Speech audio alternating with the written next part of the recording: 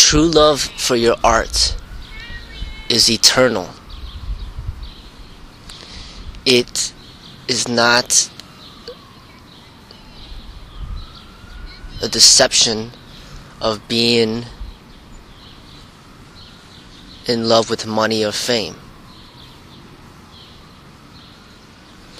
Now, for example, I've seen this a lot of teenagers who practice a certain sport, say it's basketball, every single day, training very hard to be as good as they could get.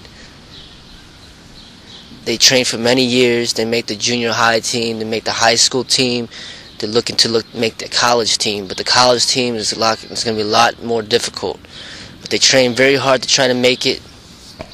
They even make the college team.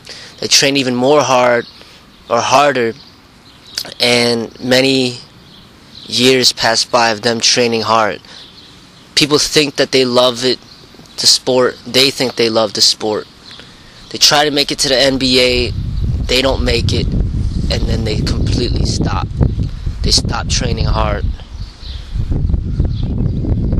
And to me, that wasn't real love for the sport to begin with. That was more love for the money and fame that could come as a result of being proficient in the sport. It is very common for everybody to strive towards money and fame. That is very common.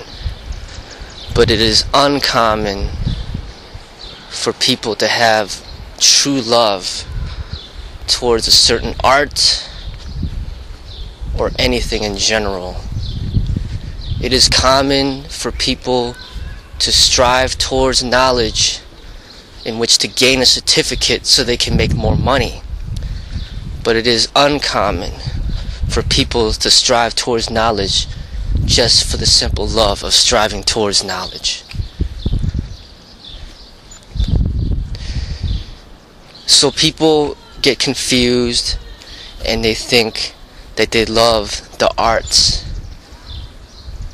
when really many are in love with fame and money. And you could tell this. If people are doing it out of pure joy, that is love for the arts. But you will find very few people that will practice an art out of pure joy. If you see people when they don't achieve a certain level and they just quit, that was not love for the arts. That was love for something outside of the art.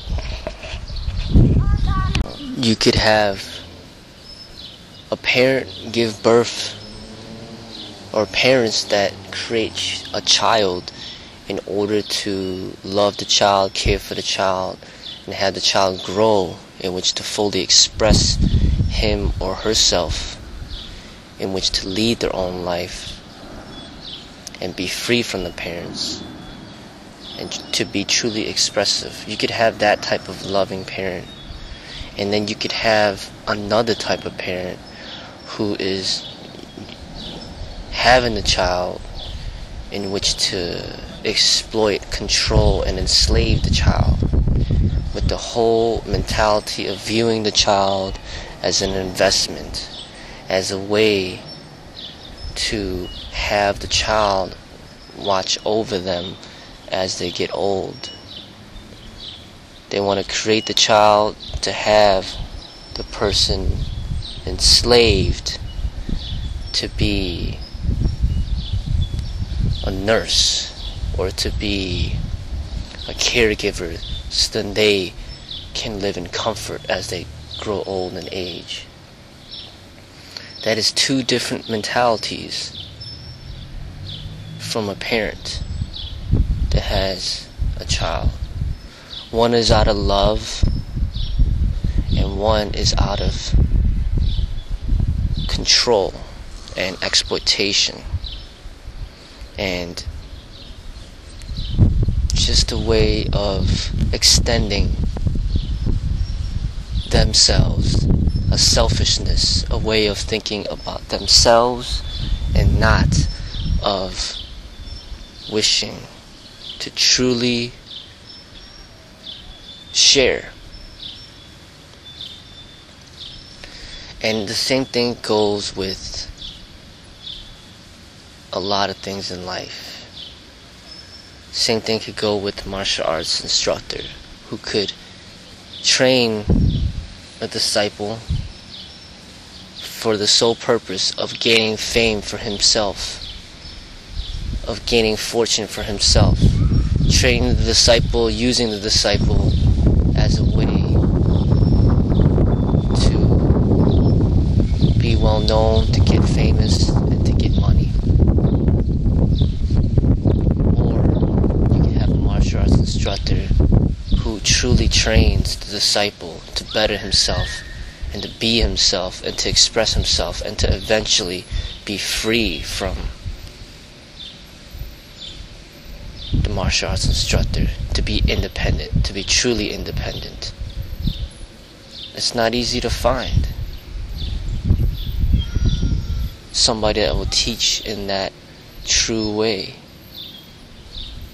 to truly wish for the disciple to be free. It's hard to find a parent that truly wishes for their child to be free. I noticed that a majority of the population requires for other people to set goals for them. They are unable to set their own goals, so they look for others to set goals for them. So they look to high schools